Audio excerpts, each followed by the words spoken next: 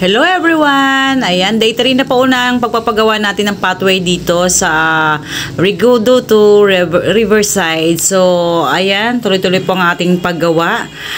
Bali, konti na lang po ang kulang namin sa 50 sacks of cement.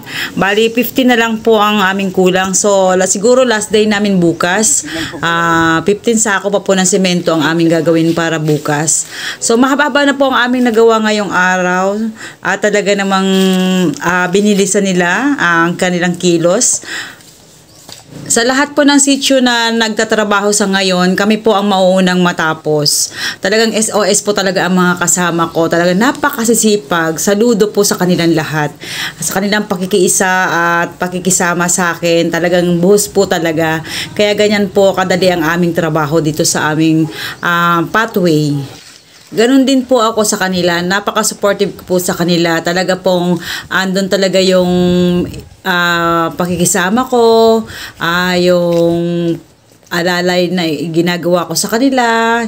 Ganon po kami. Kasi po para sa akin, dapat na ikaw na taga patupad ng kung anumang proyekto, dapat siyempre yung pakikisama mo sa tao, sa yung mga kapwa, dapat ay nandyan, di po ba? Tara, samahan niyo po akong silipin ang tapos na pathway na katulad po nito. Ito, bagong-bagong gawa pa po. Ayan, basa-basa pa po talaga.